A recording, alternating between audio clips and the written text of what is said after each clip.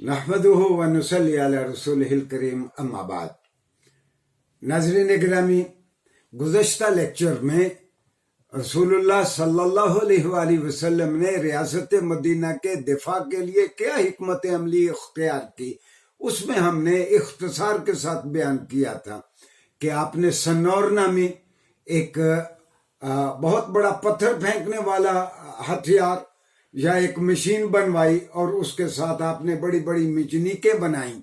میں آپ کو یاد دلا دوں کہ جب طائف کا محاصرہ آپ نے کیا اور مسلمانوں کی اس اسلحے کی برتری کی لوگوں پہ ایسی دھاک تھی کہ کوئی آپ کے سامنے کھڑا نہیں ہوتا تھا، یہ مسلمانوں کے اسلحے کی دھاک تھی مسلمانوں پہ، بالکل اسی طرح جس طرح قرآن میں مسلمانوں کو ہدایت دی گئی کہ اپنے گھوڑے اور اپنے ٹولز آف وہ آرمامنٹ اپنا اتنا تیار رکھو کہ دشمن تم سے سہمے رہیں، تم سے ڈرے رہیں اور تمہارے سامنے آنے کی جرت نہ کریں۔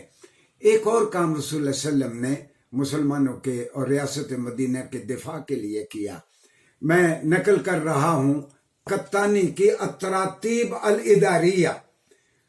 آپ نے ایک دبابہ بنوائی۔ دبابہ کیسی مشین تھی؟ ہاں میں یاد دلا دوں، آج عربی میں ٹینک کو دبابہ کہتے ہیں۔ جو اس وقت آپ نے دبابہ تیار کروائی اس کو شاید ٹینک کہنا تو درست نہیں ہے، وہ ایک طرح کی بختر بند گاڑی یا ایک آرمڈ وہیکل تھا۔ آپ نے ایسا وہیکل تیار کروایا جو چلتا تو انسانوں کے پاؤں سے تھا، وہ زمین پہ چلتا تھا اور وہ گویا ایک حفاظتی حصار تھا ان کے درمیان جس کے اوپر تیر اثر نہیں کر سکتے تھے۔ اور اس دبابہ کے بارے میں کتانی لکھتا ہے کہ کانت دبابہ تو تنقب الصور، یعنی اس قسم کے اس نے الفاظ لکھے ہیں کہ یہ دبابہ یعنی اس آرمڈ کار کو، اس آرمڈ وہیکل کو مسلمان دشمن کی فصیل تک لے جاتے، فکانت تنقب، وہ اس میں سوراخ کر دیتی تھی۔ اور صرف یہی نہیں بلکہ میں سمجھتا ہوں کہ شاید وہ یقیناً چونکہ اس وقت تک یہ تو ایجاد نہیں ہوا تھا، ایکسپلوسیو نہیں تھے اس وقت، البتہ لیور کا اصول لوگوں کو معلوم تھا، تو لیور کے اصول کے تحت یہ دبابہ اونچی بھی ہو جاتی تھی اور اتنی اونچی ہو جاتی تھی کہ وہ دشمن کی فصیل تک پہنچتی، اور صحابہ کرام رضوان اللہ علیہم اجمعین اس دبابہ کی چھت پہ چڑھ کے دشمن کی فصیل کے اندر کود جاتے تھے۔ تو یہ دبابہ آپ نے تیار کروائی اور دشمن پہ اس کا بہت دشمن پہ ہیبت تھی۔ ایک اور ہمارے ورثے کی بہت بڑی کتاب ہے علامہ سمعانی کی تخریج الدلالات السمعیہ۔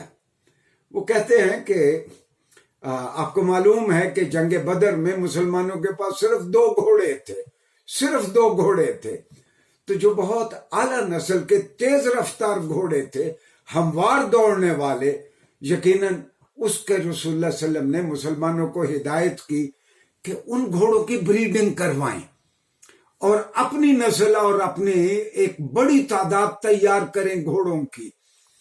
تو خوشگوار حیرت ہوتی ہے جب ہم رسول اللہ صلی اللہ علیہ وسلم کے زمانے کی جنگوں کو دیکھتے ہیں کہ 9 ہجری میں غزوہ تبوک کے لیے رسول اللہ صلی اللہ علیہ وسلم تشریف لے جاتے ہیں۔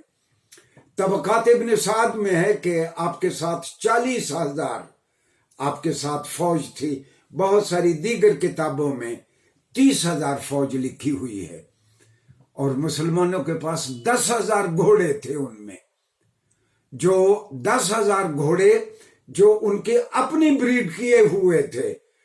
اور جب رسول اللہ صلی اللہ علیہ وسلم تبوک پہنچے تو حیرت ہے کہ سیزر اپنے صوبائی دارالحکومت دمشق میں اپنی فوجوں کے ساتھ موجود تھا۔ رسول اللہ صلی اللہ علیہ وسلم 20 دن تبوک میں آپ نے قیام فرمایا، گرد و پیش کے سارے وار لارڈز نے آپ کی اطاعت قبول کی یا وہ مسلمان ہو گئے، اور آپ بغیر جنگ کے فاتح کی حیثیت سے واپس آئے.